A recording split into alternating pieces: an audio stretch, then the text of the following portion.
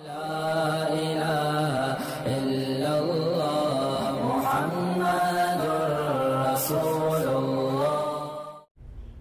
Japan کے سائنسدانوں کے پاس گھاس لے جائیں، کہیں کہ اس سے آپ خون بنا کے دکھائیں، کہیں گے نہیں ہو سکتا بھائی، بھینس لاؤ گے تو بنا دیں گے، گائے لاؤ گے تو بنا دیں گے، وہ کھائے گی اور اس سے بلڈ بھی بنے گا، اس سے گوبر بھی بنے گا، اور بالکل دو متضاد چیزوں کے درمیان سے ایک الگ متضاد چیز نکلتی ہے، لبنن خالصن، فرمایا ایسا دودھ نکالتے ہیں خالصن جس میں نہ گوبر کی بدبو، نہ خون کی بدبو، نہ گوبر کی رنگت، نہ خون کی رنگت، یہ تو اس کا ظاہری طور پر تمہیں رنگ اور ذائقہ نظر آ رہا ہے، مزے کا کتنا ہوتا ہے، سائغ للشاربین، پینے والوں کے حلق میں پھسلتا چلا جاتا ہے، وہ اتنا مزہ آتا ہے دودھ پینے میں۔ لیکن افسوس کہ اب لوگوں کو دودھ پینے میں مزہ نہیں، اب چائے پینے میں مزہ آتا ہے، اب گٹکے کھانے میں مزہ آتا ہے، اب تمباکو میں، نسوار میں، سگریٹ میں مزہ آتا ہے۔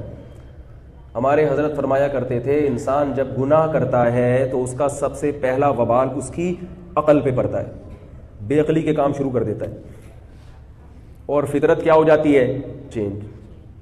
دودھ اتنی مزیدار غذا تھی، اس میں پتی ڈال کے بیڑا غرق کر دیا، اس کا کیا کر دیا، بیڑا غرق۔ دودھ میں جو کیلشیم ہے نا، ایک حکیم نے بتایا کہ آپ 40 کلو دودھ لو، اس میں 1 چمچہ بھر کے پتی کا ڈال دو، 1 من دودھ میں، اس میں سارا کیلشیم ختم ہو جائے گا۔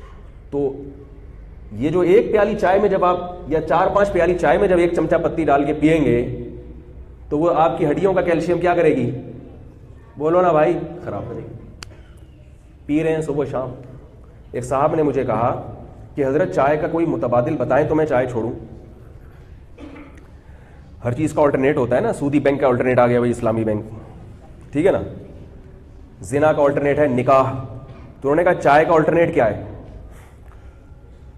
بعض لوگ بتاتے ہیں یہ کھا لو، یہ پی لو، یہ کر لو، میں نہیں بتاتا۔ چائے کا آلٹرنیٹ کی ضرورت کیوں پیش آئی آپ کو؟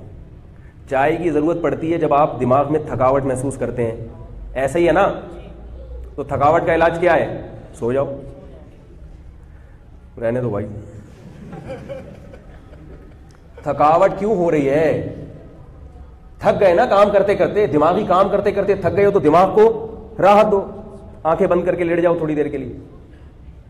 اور اگر کسی کمزوری سے تھکاوٹ ہو رہی ہے تو دیکھو اپنا بلڈ ٹیسٹ کرواؤ، خون کی کمی ہے تو ایسی چیزیں کھاؤ تاکہ خون پیدا ہو۔ وہ تمام کام نہیں کرتے۔ تھکاوٹ اگر کسی کو سارا دن محسوس ہو رہی ہے اس کا مطلب کوئی بیماری ہے اس کو۔ ایک تو تھکاوٹ ہوتی ہے نیند کی کمی سے، اس کا علاج کیا ہے بھائی، نیند پوری کرو اپنی۔ اور ایک تھکاوٹ ہوتی ہے کمزوری سے، تو اس میں کمزوری کا علاج کرنے کی کوشش کرو۔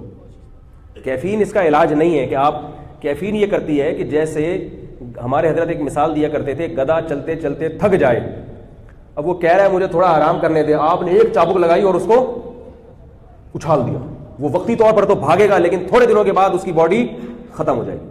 اب دیکھیں عمریں کتنی کم ہو گئی ہیں، ہم چائے پی پی کے اپنے آپ کو بلڈ کا سرکولیشن بڑھاتے ہیں، یہ مصنوعی طور پر بڑھایا جا رہا ہے، پھر آہستہ آہستہ کام کرتے کرتے ایک دن کیا آتا ہے، ختم ہو جاتے ہیں۔